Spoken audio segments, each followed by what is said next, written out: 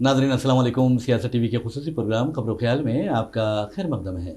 मैं मोहम्मद रियाज अहमद और मेरे साथी सैयद सज्जादुल हसनैन अस्सलाम वालेकुम नाज़रीन। हमेशा की तरह आपके सामने अहम खबरें लिए हाजिर हुए हैं।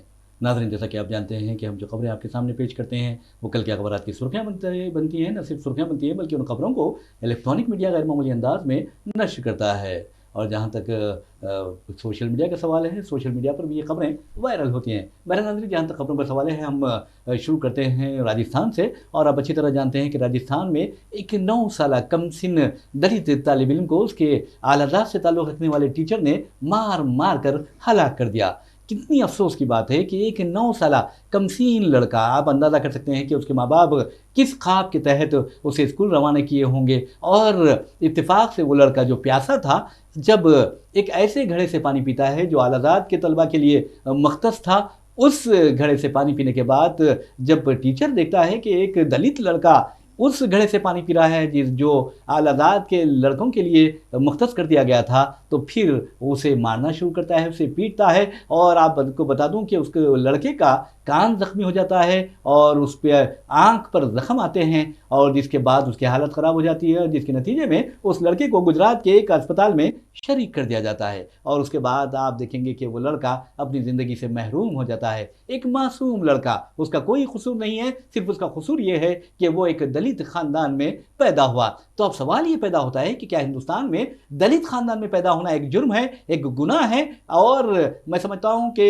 एक मुजरिमीन की तरह दलितों के साथ सलूक रवा रखा जाता है। तो बहरहाल आज ये सवाल वज़ीर आज़म नरेंद्र मोदी से भी हो रहा है, आज ये सवाल मैं समझता हूँ कि बीजेपी कायदीन से भी हो रहा है, और जो रियासती हुकूमतें हैं, चाहे वो बीजेपी की हों या गैर बीजेपी की हुकूमतें हों, उनसे भी ये सवाल किया जा रहा है कि क्या दलित इंसान नहीं, सिर्फ ज़ात पात के नाम पर उन्हें निशाना बनाया जाएगा? और सबसे अहम बात ये बता दूं कि बाबा साहब अम्बेडकर जो मीमार दस्तूर हैं, उन्होंने जब देखा कि हिंदू माशरे में ज़ात पात का जो निज़ाम है उस पर बहुत सख्ती से अमलावरी की जा रही है और दलितों को इंसान नहीं बल्कि हैवानों से भी बदतर समझा जा रहा है, तो उन्होंने हिंदुइज्म को तर्क कर दिया और बुद्धिज्म को कबूल कर लिया। उन्होंने सिर्फ एक तन्हाई अपना मजहब तर्क नहीं किया, बल्कि तकरीबन 4 लाख लोगों ने, यानी दलितों ने उनके साथ बुद्ध मत इख्तियार किया था। तो आप अंदाजा कर सकते हैं कि क्या अब हिंदुस्तान में कोई बाबा साहब अम्बेडकर नहीं है या नहीं आएगा जो दलितों को जगाएगा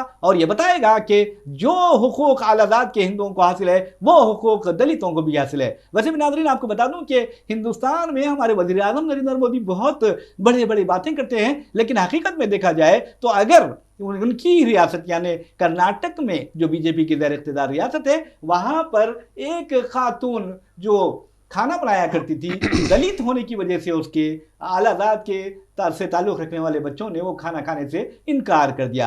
इसी तरह आप देखेंगे कि बिहार हो या कई और हिंदी पट्टी की जो रियासतें हैं, वहां पर आप देखेंगे कि कोई दलित आलाजात के हिंदू के सामने ठहर कर बात नहीं कर सकता, और यहां तक कि अगर वो ठहर कर बात करता है तो उससे मारपीट की जाती है और उससे उसकी जिंदगी छीन ली जाती है। इसी तरह अगर कोई दलित किसी आलाजात के हिंदू के सामने बैठकर खाना खाता है तो उसका कत्ल कर दिया जाता है, और अगर कोई दलित घोड़ी पर सवार होकर अपनी बारात निकलता है तो फिर उस पर सॉरी संगबारी की जाती है। तो आप अंदाजा कर सकते हैं कि क्या दलित इंसान नहीं है? हम यही सवाल करेंगे सज्जा साहब से। जी देखिए, ये सबसे बड़ा मसला समाजी मसला है इस मुल्क का, और बीजेपी के इक़्तिदार में आने के बाद ये मसला और संगीन शक्ल इख्तियार करता जा रहा है। बीजेपी सबका साथ सबका विकास का नारा देती है, लेकिन जिस हिसाब से यहाँ नफ़रत की राजनीति की जा रही है और जिस हिसाब से पसमानदा तबक़ात को और पसमानदा करने का माहौल बनाया जा रहा है। देखिए, एक जानिब तो एक ऐसा माहौल बनता है जिसमें मुसलमानों को किनारे करने की कोशिश की जाती है, और मुसलमानों के ख़िलाफ़ जो है एक ऐसा माहौल बनाया जाता है, और कोशिश ये होती है कि मुसलमानों में खौफ और दहशत की फ़िज़ा पैदा हो जाए। और दूसरी जानिब दलितों के ख़िलाफ़ एक ऐसा माहौल बनाया जाता है कि दलित खौफ और दहशत से दो चार हो जाएँ। और इसकी कई मिसालें हमने देखी हैं, जैसा कि अभी आपने जो है हवाले दिए हैं कर्नाटक में मिड डे मील एक स्कूल में मिड डे मील एक दलित खातून ने बनाया, तो फिर उस स्कूल के बच्चों ने वो खाना खाने से इनकार कर दिया।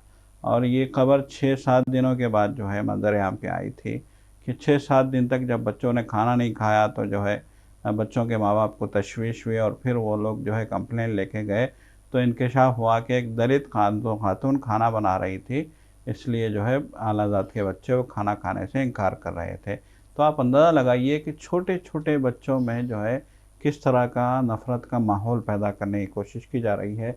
ये तो रही बच्चों की बात, लेकिन कितना अलमनाक वाक़या ये राजस्थान में हुआ है। अलवर ज़िले की ये बात है जो अभी आपने तज़किरा किया कि एक स्कूल है, सरकारी स्कूल में एक मटका रखा है जिसमें पानी है, पीने के लिए पानी रखा है, और एक दलित बच्चा जो ग़ालिबन 5-6 साल की उम्र है, चौथी जमात 5वीं जमात का तालिब इल्म है, वो बच्चा जो है पानी पी लेता है मुँहखड़े से। तो उसको टीचर, देखिए अगर बच्चे मारते या फिर बच्चों में आपस में लड़ाई होती तो और बात होती, लेकिन इस वाक़ये का सबसे दर्दनाक अलमिया ये है कि एक टीचर उस स्कूल का उस बच्चे को मारना शुरू करता है। देखिए टीचर का काम क्या है जी, आप बताइए। एक मुक़द्दस पेशा है, तदरीस का पेशा जो है मुक़द्दस तरीन पेशा है। टीचर का काम है बच्चे को पढ़ाना, उसको तालीम देना, उसको अच्छे बुरे की तमीज़ देना, उसको नफ़रत से जो है दूर रखना, उसको जो है सब इंसानों में मसावत के हवाले से उसको जो है एक जहन साजी करना, ये टीचर का काम है। हमारा मुल्क भी, हमारी जो दस्तूर है वो भी अनटचेबिलिटी की जो है मुखालिफत करता है। ख़ुद महात्मा गांधी ने जब आज़ादी की तहरीक चलाई थी तो उनका सबसे, इस तहरीक के दौरान में उनका सबसे मेन फोकस था कि ज़ात पात के माबेन जो भेदभाव था उसके ख़िलाफ़ वो बोलते थे, छूत-छात के ख़िलाफ़ वो बोलते थे। छूत-छात के ख़िलाफ़ वो लोगों में जो है एक बेदारी पैदा करते थे, जिसके नतीजे में लाखों की तादाद में लोग बापू के पीछे आए और महात्मा गांधी को बाबा कौम का खिताब दिया गया। ये ऐसे ही नहीं मिला है। इत्तेहाद की बात जहाँ होती है, देखिए वही शख्स एक बड़ा आदमी बनता है जो इत्तेहाद की बात करता है, जो नफ़रत की राजनीति नहीं करता, जो लोगों को एक दूसरे से बांटने की कोशिश नहीं करता, जो छूत-छात की जो है मुखालिफत करता है, समाजी बुराइयों को दूर करने की कोशिश करता है। लेकिन अलमनाक पहलू ये है कि टीचर ने, स्कूल में पढ़ाने वाले टीचर ने अपने ही स्कूल के तालिब इल्म को महज इसलिए पीट-पीट के हलाक कर डाला कि उसने एक घड़े से उस घड़े से पानी पिया था जो आला ज़ात वालों के लिए रखा था। दलित बच्चे ने पानी पी लिया था, टीचर आपे से बाहर हो जाता है और इतना बुरी तरीके से मारता है कि उसको अस्पताल ले जाना पड़ता है। अस्पताल जाने के बाद डॉक्टर्स उसकी हालत देख के जो है तशवीश में आ जाते हैं, और फिर देखिए अस्पताल वालों के कंप्लेन पे जो है ये मामला मंजर पे आया, मीडिया में आया, और उस बच्चे को, जो गरीब बच्चे को जिसने सिर्फ पानी पीने की गलती की थी, उस बच्चे को एहसास भी नहीं होगा कि उसने जिस घड़े से पानी पिया है उसका जो है क्या मकसद था, छूत-छात क्या है, दलित आला ज़ात छोटी ज़ात क्या है, इसका तो उस बच्चे को एहसास भी नहीं होगा। इतनी छोटी 9 साल की उम्र के बच्चे को इतनी बुरी तरीके से एक टीचर ने मारा कि उसकी मौत हो गई। देखिए सबसे बड़ा अलमिया ये है कि आप बच्चे को डरा सकते थे, आप जो है बच्चे को हटा सकते थे, लेकिन आपने जिस बुरी तरीके से बच्चे को मारा उससे दलितों के हवाले से आपके अंदर की नफ़रत का एहसास होता है। आज वज़ीर-ए-आज़म देखिए जिस तरीके से सबका साथ सबका विकास की बात करते हैं, लेकिन मामला उलट है, मामला पूरी तरीके से उलट है। देखिए यही तो कहा जा रहा है बार बार कि हिंदुत्व का जो एजेंडा लेके ये आरएसएस और बीजेपी आगे बढ़ रही है, उसमें पसमानदा तबक़ात भी कुचले जाएंगे। ये एक जो है बाज़ाब्ता दलितों और जो है पसमानदा तबक़ात, दीगर तबक़ात, चाहे वो कबायली हों, चाहे जो है दीगर पसमानदा तबक़ात के लोग हों, उनमें भी इस मामले को लेकर एक तशवीश का पाई जाती है। देखिए आप सियासी काम जो कर रहे हैं, कितने खौफनाक सियासी काम है मौजूदा हालात में। अब गुज़िश्ता रोज़ी का मामला देख लीजिए, बिल्किस बानो रेप केस के मुलजिमीन को, 11 मुलजिमीन को एक साथ आपने रिहा कर दिया। 15 अगस्त को आज़ादी का अमृत महोत्सव सारी दुनिया सारा हिंदुस्तान मना रहा था, और उस मौके पे आपने कितना अलमनाक काम किया, कितना जो है आप शर्मिंदगी की इंतहा आप कह सकते हैं कि इतना बड़ा काम किया गया मैं है। समझता हूँ कि बेशर्मी की इंतहा कर बेशर्मी, दी। बिल्कुल बेशर्मी की इंतहा कहिए आप, कि इतना बड़ा काम किया गया है।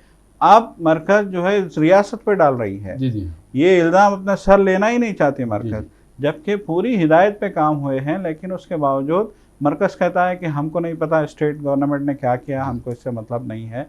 तो ये इस तरह के जो माहौल बन रहा है इस मुल्क में, ये बहुत तशवीशनाक माहौल है, और इस माहौल के खिलाफ बाज़ाब्ता जो है एक एक बाज़ाब्ता एक तहरीक चलाने की ज़रूरत है। देखिए, अगर टीचर का ज़हन इस तरह का होगा कि वो अपने ही स्कूल के बच्चे को, अपने ही तालिब इल्म को, अपने ही स्कूल के तालिब इल्म को, एक मासूम बच्चे को इस बुरी तरीके से पीटता है कि उसकी मौत हो जाती है, तो आप अंदाज़ा लगाइए कि किस तरह की, किस नौइयत की नफ़रत आला ज़ात वालों की जानिब से निचली ज़ात वालों पे हो रही है। एक जानिब तो आप जो है कार्ड खेलते हैं, हुँ। सियासी कार्ड खेलते जी, जी। हैं, दलित का, पछड़ी ज़ातों का, ऊँची ज़ातों का आप कार्ड खेलते हैं एक जानिब, और दूसरी जानिब इस तरह के हालात आप मुल्क का माहौल जी, बना जी। रहे हैं। यकीनन ये काबिल मज़म्मत वाक़या है, और इस वाक़ये पे जितनी भी तशवीश की जाए कम है। बहरहाल नाज़रीन, जहाँ तक ज़ात-पात का मसला है, तो आप अच्छी तरह जानते हैं कि जिस अंदाज़ में हिंदुस्तान में फ़िल वक़्त ज़ात-पात के मसले को उछाला जा रहा है और दलितों को निशाना बनाया जा रहा है, आज ऐसा लगता है कि फ़िरक़ा परस्त दरिंदों के निशाने पर कोई है तो वो मुसलमान हैं, दलित हैं और ईसाई हैं और ख़वातीन हैं। और ख़ास तौर पर आप देखेंगे कि जो दलित हमारी बहनें हैं, उनकी इस्मत रेज़ी के जो वाक़यात पेश आ रहे हैं, वो इंतहाई शर्मनाक है। लेकिन हमारे वज़ीर-ए-आज़म जो है, इंतहाई ख़ामोश रहते हैं और ऐसा लगता है कि वो हमेशा इस तरह के मसलों पर अपना मुँह बंद रखते हैं, अपनी ज़बान बंद रखते हैं और ज़बान खोलने से गुरेज़ करते हैं। हालाँकि बहैसियत वज़ीर-ए-आज़म उनका ये फ़र्ज़ बनता है कि अगर दलित हो या मुसलमान हो या फिर ईसाई हो या कोई और हो, इस मुल्क का शहरी है और उस मुल्क के शहरी पर कोई ज़ुल्म होता है, तो उस ज़ुल्म का इंसदाद करे। लेकिन हमारे वज़ीर-ए-आज़म ख़ामोश रहते हैं। अगर आप देखेंगे कि दलितों पर जहाँ तक मज़ालिम का सवाल है, ये कोई नई बात नहीं है।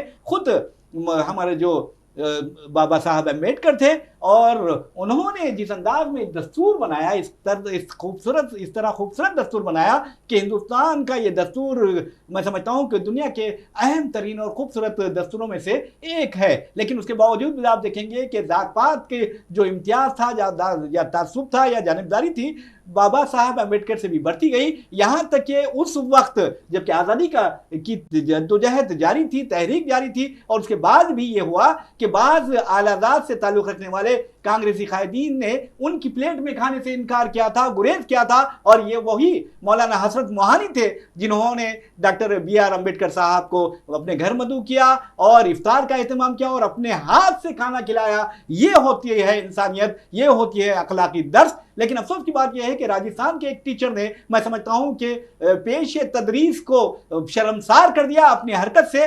चाहे वो लालाजात का क्यों ना हो, लेकिन उसको चाहिए था कि वो एक टीचर है और टीचर इंसानियत का दर्स देता है और इंसान को हकीकत में इंसान बनाता है और वही टीचर कहलाता है। लेकिन मैं समझता हूं ये टीचर नहीं बल्कि हो सकता है कोई दरिंदा पेशे तदरीस में घुस आया था और उसने एक मासूम बच्चे की जान ले ली। और इस तरह के टीचर के खिलाफ मैं समझता हूं कि सख्त से सख्त तरीन कार्रवाई करनी चाहिए, क्योंकि इस तरह के अगर दरिंदे हमारे माशरे में मौजूद रहेंगे तो माशरा गंदा हो जाएगा। ये सबसे अहम बात है। बहरहाल नाज़रीन, हम आपको खबर सुनाने जा रहे थे कि जो भीम आर्मी के सरबराह चंद्रशेखर आज़ाद आज राजस्थान पहुंचे और उन्हें एयरपोर्ट पर ही गिरफ्तार कर लिया गया। तो अब हाल ये हो गया है, हालांकि वहां कांग्रेस की हुकूमत है, उसे चाहिए था कि चंद्रशेखर आज़ाद को उस लड़के के मुतवफ़िल जो लड़का है उसके वालिदैन से मुलाकात करने देते, क्योंकि वो वहां पुरसा देने आए थे और उनको इस बात की इजाज़त देते कि वो इस तरह के वाक़यात के खिलाफ आवाज़ उठाएं। बहरहाल नाज़रीन, ये कोई नई हरकत नहीं है, बल्कि शुमाली हिंद में इस तरह के वाक़यात रोज़ का मामूल बन गए हैं। और आप देखेंगे कि उत्तर प्रदेश में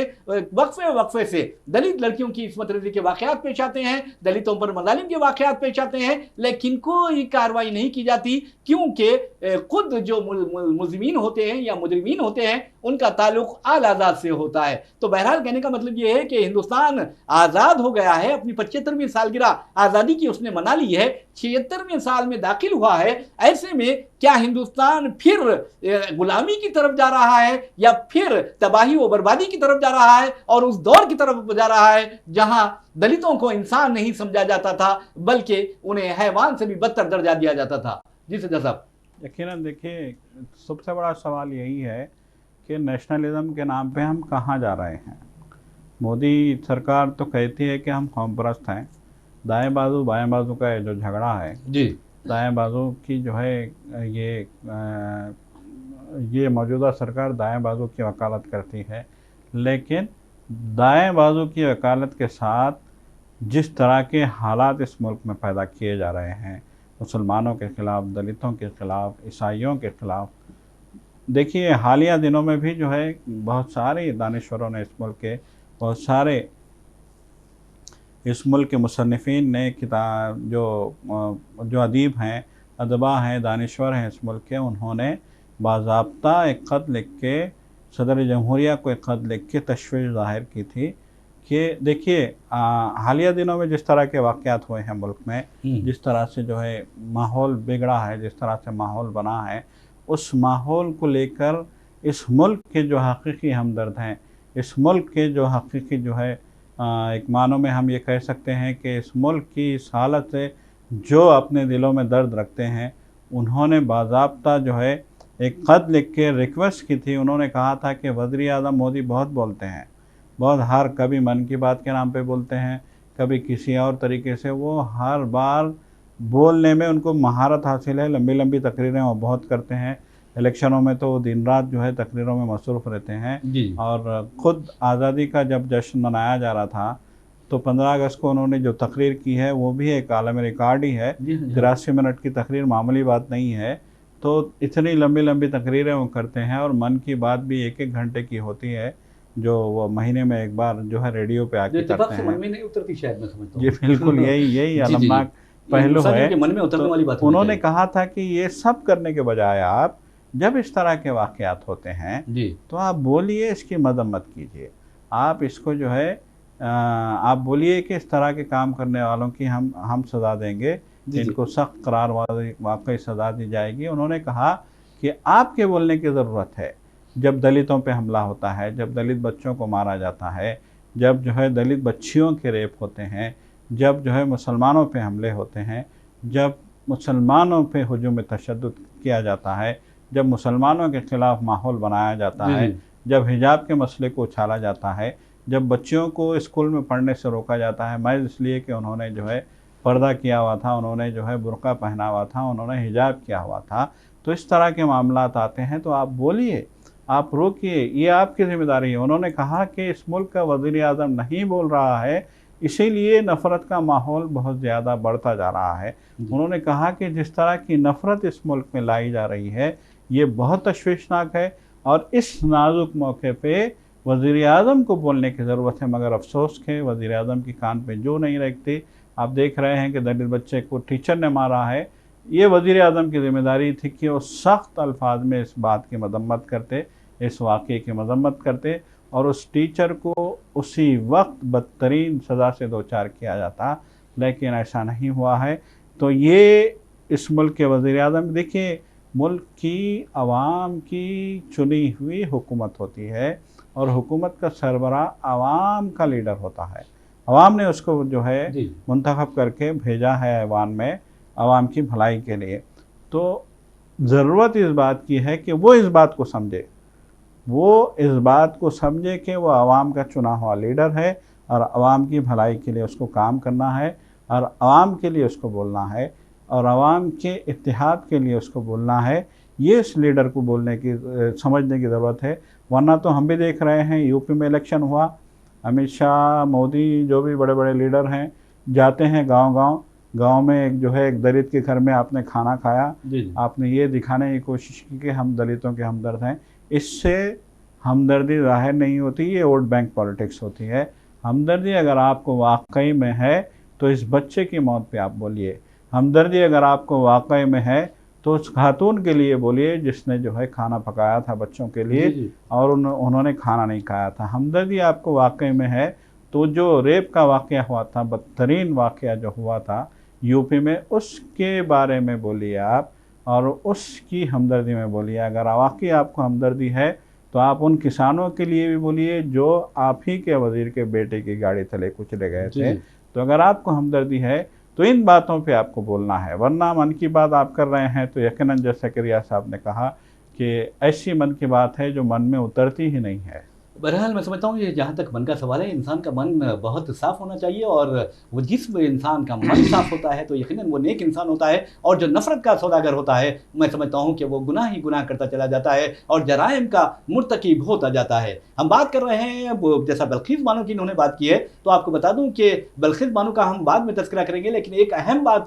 जो हमारे ज़हन में आ रही है वो ये है, ख़ास तौर पर मोदी जी को ये सोचना चाहिए कि एक दलित और एक कबायली खातून को यानी द्रौपदी मुर्मू को सदर बनाना कोई बड़ी बात नहीं है, बल्कि दलितों की हिफाजत करना बहुत बड़ी बात है। आप रामनाथ को इनको एक सदर बना देते हैं, एक दलित को, लेकिन अमली तौर पर दलितों पर जो मजालिम होते हैं वो नहीं रोकते, तो फिर वो कोई फायदा नहीं है। क्योंकि जैसा कि सज्जा साहब ने कहा कि उत्तर प्रदेश में इस तारीख का मैं समझता हूँ बदतरीन वाक़या पेश आया था, हाथरस रेप केस, जिसमें एक दलित लड़की के साथ इज्तिमाई जिना बिलजिबर किया गया और फिर उसके बाद उसे इंतहाई बेईमाना अंदाज में कत्ल कर दिया गया। और उसकी रिपोर्टिंग के लिए जब एक मुस्लिम सहाफ़ी केरला से रवाना होता है सिद्दीक कप्पन, तो उसे UAPA के तहत गिरफ्तार कर लिया जाता है और 2 बरसों से या 2.5 बरसों से सिद्दीक कप्पन जेल में बंद है और दौरान क़ैद उनकी वालदा का भी इंतकाल हुआ है। तो आप अंदाजा कर सकते हैं कि ये हिंदुस्तान किस तरफ जा रहा है। क्या वज़ीर आज़म नहीं जानते कि हाथरस में क्या हुआ था?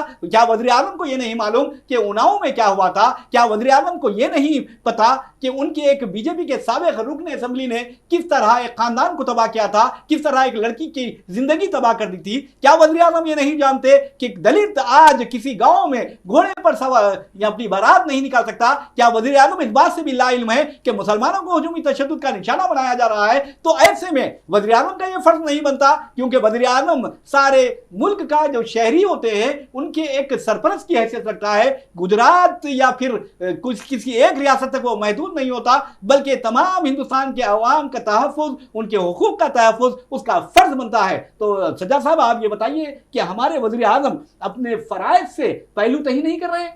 यकीनन देखिए पहलू तय कर रहे हैं और सियासत अजीब सी सियासत वो कर रहे हैं, नफ़रत की सियासत कर रहे हैं, और यही इस मुल्क के दानिश्वरों और अदीबों की तशवीश है। और इसी तशवीश को उन्होंने एक मकतूब में ज़ाहिर किया है और इस मकतूब को सदर जमहूरिया के हवाले किया गया है।